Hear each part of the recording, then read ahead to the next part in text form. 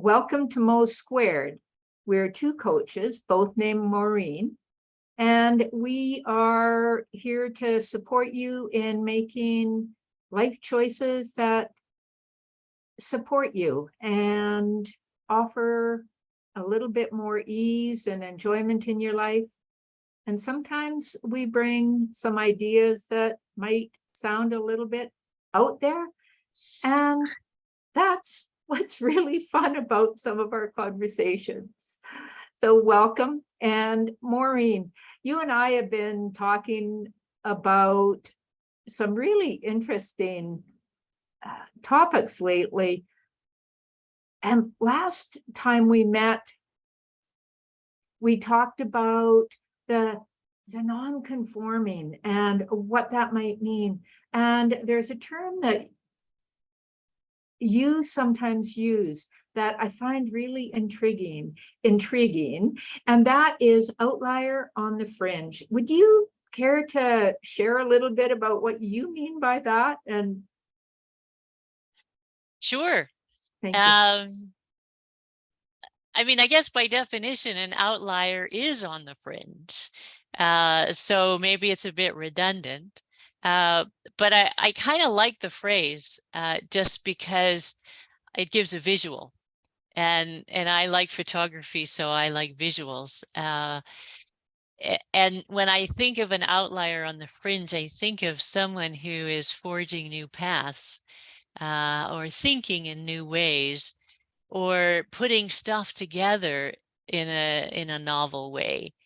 And I guess the fundamental idea is that an outlier on the fringe sees things or comes from is perceiving things in a different way. And you can ask, well, why would we want to do that?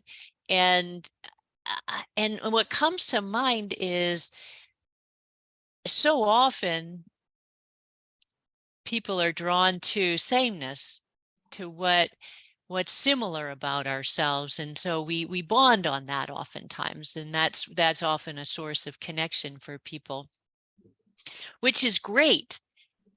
And the differences between people are where the learning is and where the new possibility is. And if we can appreciate the differences, then we can use them to find new paths, to find new answers, to look to search out the answers of new questions. So to me, outlier on the fringe is really someone who thinks differently or perceives differently, and that can be brought in to kind of shift groups of people who are maybe thinking along the same lines for a long time. Thank you. That's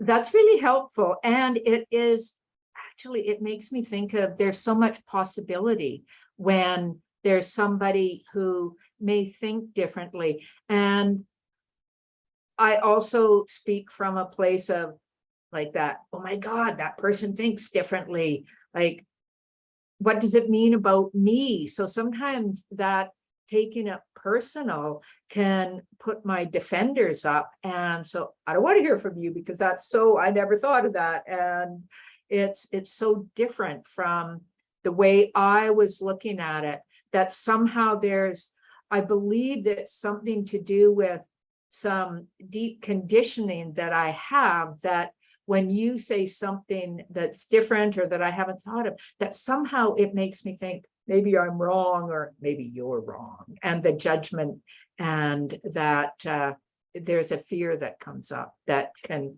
interfere then.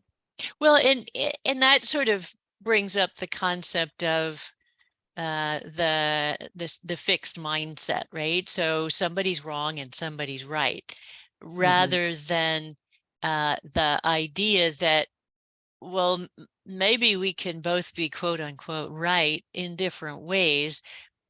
One idea brings us this way and another idea brings us that way. And and then the other thing I was thinking of was you said it can evoke fear. Um, I think part of it is I don't understand you. Like I don't, you know, there's also the innate response, I think that you could call an amygdala kind of response, you know, one of those fight or flight responses that can come up when we hear something different and we go, "Well, how did they come to that? Like that makes no sense. They're Yeah. wrong." And that gives me a sense of safety. Yes, and what you've just said, something important here that it makes me think about with the fight or flight and the amygdala, and that what can happen with that fight or flight is that our internal systems go into a different mode, and we're not actually able then to access our thinking part of our brain to help us actually stay present and understand, because we go in that fight or flight response where the blood goes to our extremities or whatever to help us, to keep us safe from way back. And so when we get this and recognize, oh, fear, and it takes practice so that we can, oh, it was just, I didn't understand. Oh, it's okay, body. We have that safety place where we need to learn these things about ourselves. Well, and what you just said there was, it's okay. I take a breath.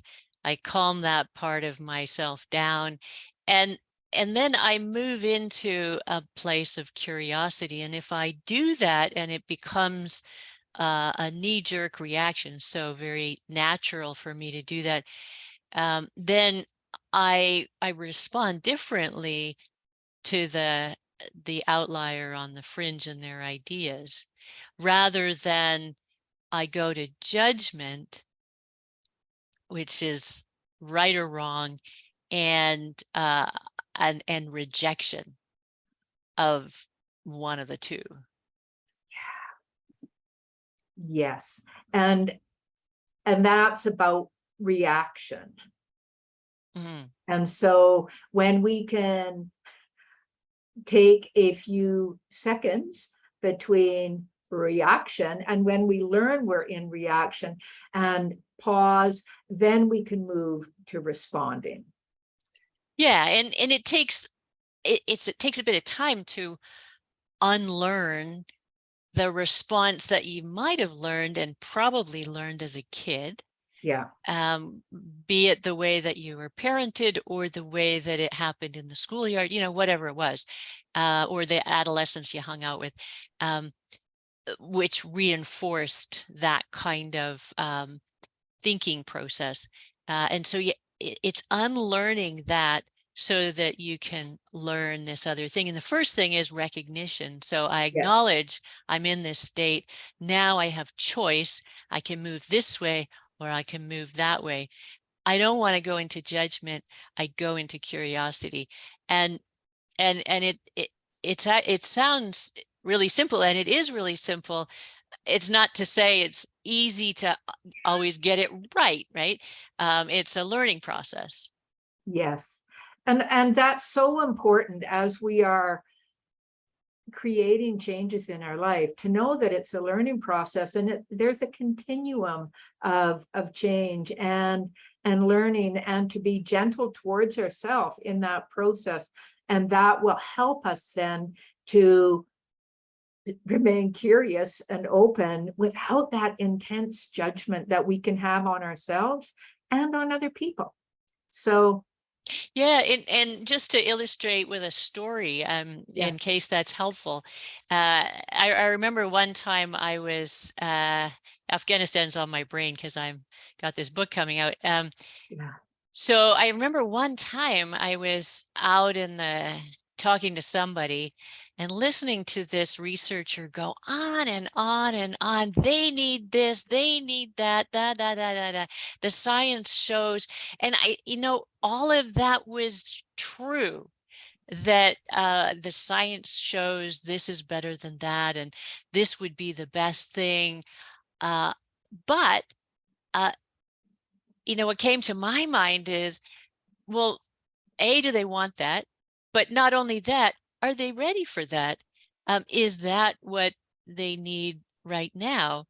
And so I wound up confronting this person, which wasn't, that's not necessarily the best way to go about it, right? I'm right, you're wrong. So I played into the game. And what I walk away with now is, what would have happened had I been curious with this particular individual who had such a different perspective from mine? I'd been there, I'd lived in the country already for about a year by the time I'd spoken to this person. So I had a different perspective. Thank you. Yes, and that's so, Maureen, thank you for that story, because we can get so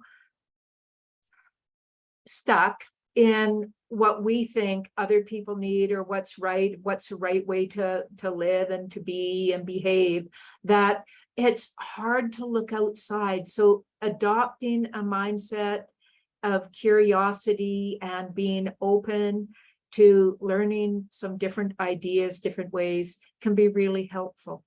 Mm-hmm. And to reduce our judgment. We're going to have judgment. So being kinder, allowing it to soften, and to being open. And curiosity is such a gift. Mm-hmm. Mm-hmm. A genuine curiosity. Yeah.